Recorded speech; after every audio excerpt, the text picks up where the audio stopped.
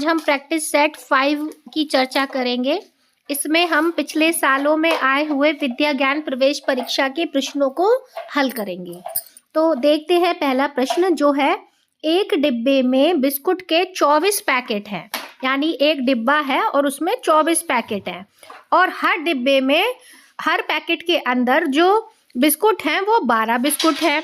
तो अगर इस तरीके के 45 डिब्बे हों तो उसमें कितने बिस्कुट के पैकेट पैक किए जा सकते हैं, ये क्वेश्चन है।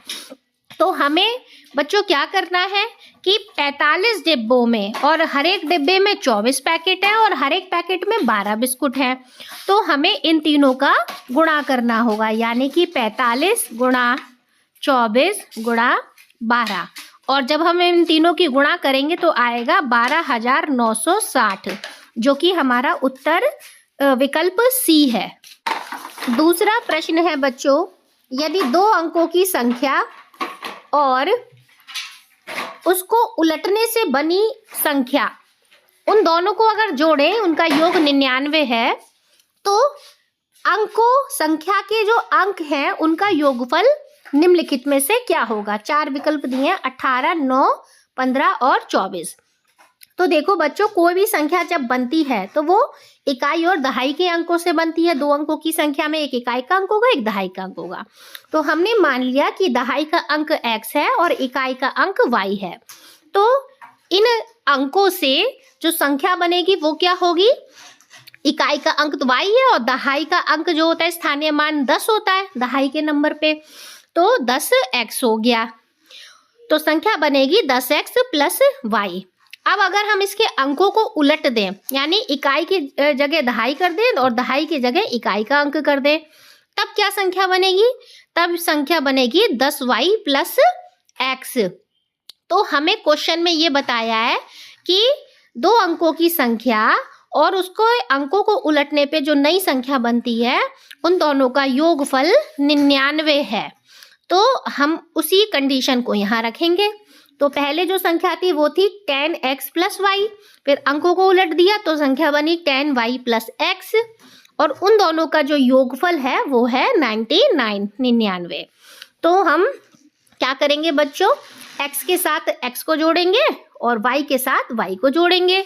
तो 10x में जब x मिलाएंगे तो जोड़ेंगे हो जाएगा 11x, और 10y में जब y जोड़ेंगे तो हो जाएगा 11y इक्वल टू 99। फिर हम क्या करेंगे, 11 इसमें भी है और इसमें भी है, तो दोनों में से 11 को कॉमन ले लेंगे। तो 11 कॉमन हो गया बाहर, अंदर रह गया ब्रैकेट में x plus Y equal to 99। उसके बाद हम क्या करेंगे, ये जो 11 है ये गुणा में है, जब हम बराबर के इधर लेके जाएंगे तो ये भाग में जाएगा। तो फिर हमारी जो इक्वेशन है वो बनेगी x plus Y equal to 99 upon 11। ये वाला 11 उधर पहुंच गया अपॉन में। तो जब 11 को 99 से भाग देंगे तो 11 निम 99, यानी कि 9 संख्या जो थी उसके अंक थे इकाई और दहाई, उनके अंकों का योग कितना आया, 9।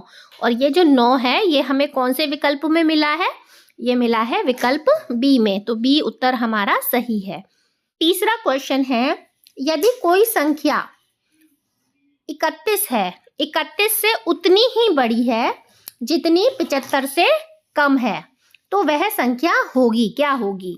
यानी कोई संख्या है, 31 के बाद क्या आता है, 32 आता है, फिर 33 आता है, इस तरीके से ये कहाँ तक गए हैं, 75 तक। तो हमसे पूछ रहा है 31 और 75 के बीच की संख्या बताओ। तो हम देखो ये कई तरीके से कर सकते हैं। हम क्या करें, 31 और 75 को जोड़ दें और 2 से भाग कर दें। तो 31 में जब हम 75 को जोड़ेंगे, 31 में 75 को जोड़ते हैं तो देखो क्या आएगा, 5 और 1 6 और 7 और 3 10, 106। और 106 को जब हम 2 से भाग करेंगे तो 2 पंजे 10 और 6 को जब भाग करेंगे तो 2 तिया 6, यानी 53 आया हमारा उत्तर। तो अगर कोई संख्या है जो 31 से उतनी ही बड़ी है, जो 75 से उतनी ही कम है, यानी कि दोनों से बराबर डिस्टेंस पे है, तो हमें वो संख्या ज्ञात करने के लिए क्या करेंगे, दोनों संख्याओं को जोड़ेंगे और वो बीचों बीच की संख्या है, इसलिए 2 से भाग कर देंगे तो 53 हमारा उत्तर आ गया और ये 53 है यहाँ। इसको एक तरीके से और कर सकती है कि दोनों संख्याओं के बीच का अंतर क्या है, 75 और 31 को घटाएंगे तो बीच का अंतर 44 आ गया। तो 44 और उसका आधा कर देंगे 22 आ गया, और 31 में 22 जोड़ लो या 75 में 22 घटा लो तो भी हमारा 53 ही आएगा। तो इस सवाल को हम कई तरीके से कर सकते हैं, जैसे आपको समझ में आए वैसा आप ऑप्शन ट्राई कीजिए। अब अगला है क्वेश्चन नंबर 4 है कि एक आकृति दी गई है त्रिभुज, और त्रिभुज की कुछ जो किरणें हैं, जो भुजाएं हैं, उन्हें आगे तक बढ़ा दिया गया। एक ये भुजा बढ़ा दी गई है और एक ये भुजा आगे तक बढ़ा दी गई है, जिससे ये कुछ बाह्य कोण भी बन गए हैं। तो अब हमसे पूछा गया है कि ये जो आकृति है उसमें x का मान बताइए। अब देखिए बच्चों कि ये जो त्रिभुज है इसमें ये x का मान बताना है। अब इसको भी हम कई तरीके से कर सकते हैं कि त्रिभुज के तीनों कोणों का योगफल कितना होता है बच्चों, 180 डिग्री, हम सब जानते हैं। दूसरी बात हमें ये भी पता है कि एक जो रेखा होती है, सरल रेखा, उस पे जो बना कोण होता है वो 180 डिग्री का होता है। तो ये एक सरल रेखा है, इस पे ये जो कोण है ये 120 है, तो ये कितना होगा बच्चों, ये होगा 60 डिग्री, होगा कि नहीं होगा। इसी तरीके से ये भी एक रेखा है और ये कोण 135 डिग्री है, तो ये कोण कितना होगा, तो जरा 180 में से 135 को घटा लो। तो जब हम घटाएंगे तो क्या आएगा, 10 में से 5 गए 5 और 7 में से 3 गए 4, 45 डिग्री आ गया यानी ये। तो अब हम जानते हैं कि त्रिभुज के तीनों कोणों का योग 180 डिग्री होता है। तो हमें पता है कि ये जो x है इसको जोड़ें और 60 को जोड़ें और 45 को जोड़ें तो 180 आएगा। तो ये इक्वेशन बनेगी x प्लस 60 प्लस 45 बराबर 180 डिग्री। अब हम क्या करेंगे, 60 को और 45 को जोड़ देंगे। 60 और 45 कितने हो गए, 105, और 105 को जब हम इधर लेके जाएंगे तो वो जोड़ का जब बराबर के दूसरी तरफ जाएगा तो वो घटा में जाएगा। तो x बराबर हो गया 180 में से 105 को घटाएंगे, इन दोनों को जोड़ा था तो 105 हुआ था, तो इक्वल के उधर गया माइनस में गया। तो 180 में से जब हम 105 को घटाएंगे तो उत्तर आएगा 75 डिग्री। तो यानी कि x जो कोण है उसका मान होगा 75, यानी ऑप्शन नंबर बी। अब इस सवाल को हम एक तरीके से और कर सकते हैं, ये प्रमेय होती हैं, आगे चल के आप उन्हें पढ़ोगे कि ये त्रिभुज का ये बाह्य कोण कहलाता है, और ये जो बाह्य कोण होता है ये अंतः कोणों के योग के बराबर होता है। यानी कि ये जो बाह्य कोण है 135 डिग्री का, ये x और ये जो कोण था 60 डिग्री, इन दोनों के जोड़ के बराबर होगा। तो इस तरीके से हमारे पास दूसरी इक्वेशन निकल कर आती है कि 135 डिग्री जो बाह्य कोण है वो त्रिभुज के जो सामने के अंतः कोण है x प्लस ये वाला 160 डिग्री 60 डिग्री।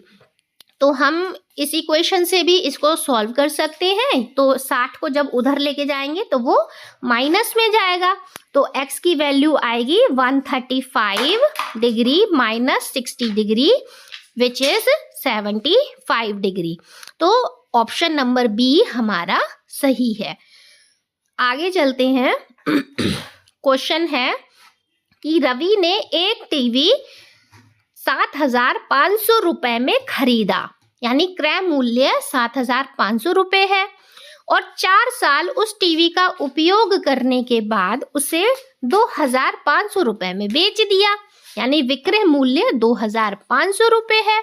तो सबसे पहले आप मुझे बताइए कि ज्यादा में खरीदा और कम में बेचा तो लाभ हुआ या हानि हुई? जी हाँ, हमको हानि हुई है क्योंकि हमने कम पैसों में बेचा है। तो हानि हम कैसे निकालते हैं?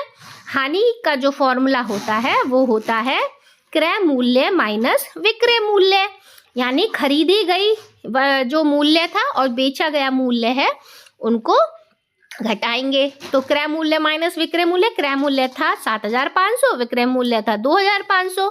तो जब 7,500 में से 2,500 को घटाएंगे तो हमारा आएगा 5,000, यानी हमें 5,000 रुपए की हानि हुई है। उसके बाद इसने हमसे पूछा है कि कितने प्रतिशत हानि हुई है। तो प्रतिशत हानि का फॉर्मूला बच्चों आपको याद करना पड़ेगा कि प्रतिशत हानि बराबर हानि गुणा 100 बटे क्रय मूल्य, ये आप याद करके जाइएगा। तो हानि की जगह पे 5,000 लिखेंगे और गुणा 100 और बटे क्रय मूल्य हमारा कितना था 7,500, तो वो रख देंगे।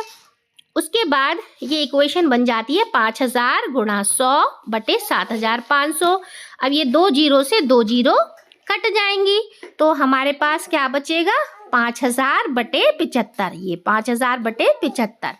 और जब हम 5,000 को 75 से भाग देंगे, यानी कि 75 को भाग देंगे 5,000 में, तो हमारे पास जो भाग जब करते हैं तो क्या आएगा 75 छिक्के हो जाएगा 450। उसके बाद हमारे पास यहाँ जीरो में से जीरो गए जीरो और 10 में से 5 गया 5, 50 शेष हो गया, एक जीरो और उतर गई ऊपर से, फिर से 500 हो गया। तो 75 छिक्के फिर से घटाएंगे 450 हो जाएगा, फिर से 50 शेषफल बचेगा। अब इससे आगे ही कर नहीं सकते तो हमारा उत्तर हुआ 66 सही 50 बटे 75, ये उत्तर हुआ। लेकिन जब हम ऑप्शन देखेंगे तो उसमें हमें 66 सही 50 बटे 75 कहीं नहीं लिखा हुआ है। तो हम क्या करेंगे 66 तो हमें कंफर्म है कि 66 सही है। उसके बाद 50 बटे 75 जो है इसको और काटेंगे तो 25 के पहाड़ से काट दो, 25 दूनी 50, 25 तिया 75। तो हमारा उत्तर हुआ 66 सही 2 बटे 3। तो 66 सही 2 बटे 3 यानी कि ऑप्शन डी हमारा सही उत्तर है। धन्यवाद।